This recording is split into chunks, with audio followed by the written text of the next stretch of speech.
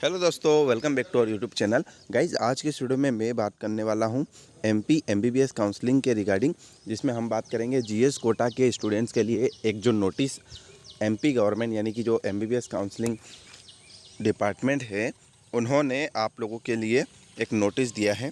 ठीक है, जिसमें आपको ये प्रूफ करना होगा कि आप अगर जीएस कोटा में अप्लाई कर रहे हैं तो आपके पास प्रूफ होना चाहिए कि आप जीएस कोटा में है या नहीं। ठीक है, सो देखिए यहाँ पर जीएस कोटा के लिए बोला है कि शासकीय विद्यार्थी कोटा यानी कि जीएस। अब इसमें जो लिखा हुआ है वो ये है कि मध्य प्रदेश राज्य स्तरीय संयुक्त काउंसलिंग नीट यूजी में भाग लेने वाले समस्त स्टूडेंट्स को जो जीएस कोटा के लिए रजिस्टर कर रहे हैं, उन्हें अपने ओरिजिनल डॉक्यूमेंट्स के वेरिफिकेशन के टाइम पर, जब आप गवर्नमेंट स्कूल में 6 से 12th तक अगर आपने पढ़ाई की है, ठीक है, तो आपको जो प्रो फार्मा नंबर 10 है उसके अकॉर्डिंग जो वहाँ पर जो प्रो फार्मा नंबर 10 के अकॉर्डिंग जो यहाँ पर ये जो ऑफिसर बैठते हैं उनका आपको साइन लगेगा, है ना।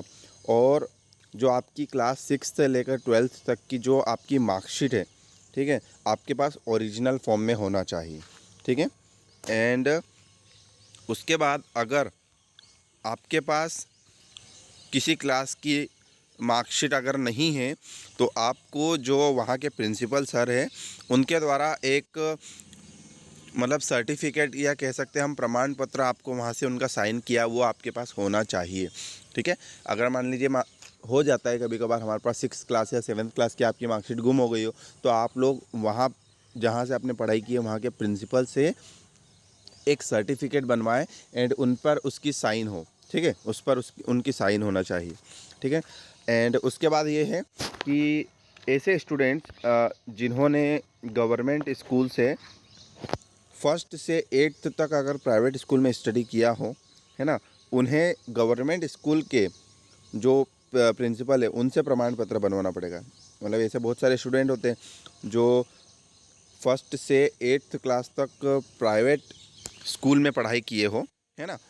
ऐसा यानी कि अगर आप मान लीजिए 1st क्लास से 8th तक अगर आप प्राइवेट स्कूल में पढ़ाई किए हो, ठीक है, तब आपको वहाँ का जो प्राइवेट कॉलेज के जो प्रिंसिपल सर हैं उनका आपको मतलब जो प्राइवेट स्कूल के आपके सर थे प्रिंसिपल सर, उनका आपको प्रमाण पत्र यानी सर्टिफिकेट चाहिए, उस पर आपका उनका साइन हो।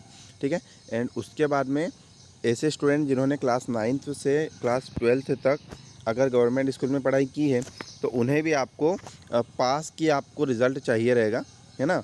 और इस तरह से आपको सर्टिफिकेट देना है। मतलब सीधी सीधी से अगर मैं बात बताऊं तो आप जहां से स्टडी किए हो, है ना, गवर्नमेंट स्कूल से अगर आपने पढ़ाई की हो तो आपको 6th से 12th तक की आपको मार्कशीट चाहिए। ठीक है, ओरिजिनल चाहिए, है ना। अगर ओरिजिनल नहीं है, आप आपके प्रिंसिपल सर से एक सर्टिफिकेट बनाओ, उस पर उनकी साइन हो। ठीक है, दूसरी चीज़ ये कि ऐसे स्टूडेंट जो प्राइवेट स्कूल से पढ़ाई किए हो, तो प्राइवेट स्कूल अगर आप मान लीजिए 1st से 8th तक प्राइवेट स्कूल में थे तो आपको प्राइवेट स्कूल की मार्कशीट्स और वहाँ के जो प्रिंसिपल सर हैं, ठीक है, वहाँ के जो प्रिंसिपल सर हैं उनसे ये सर्टिफिकेट लिखवाइए कि आप वहाँ से स्टडी किए हो। ठीक है, ऐसा। और ऐसे स्टूडेंट्स भी जिन्होंने क्लास 9th से 12th तक गवर्नमेंट स्कूल में पढ़ाई की है, तो आप लोगों को पास यानी कि अगर आप पास हुए थे सही, तो आपको पास का रिज़ल्ट जो है आपको वहाँ पर लगाना पड़ेगा।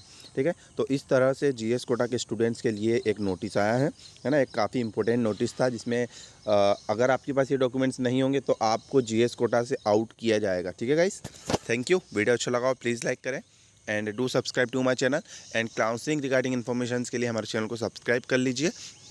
ठीक है, थैंक यू।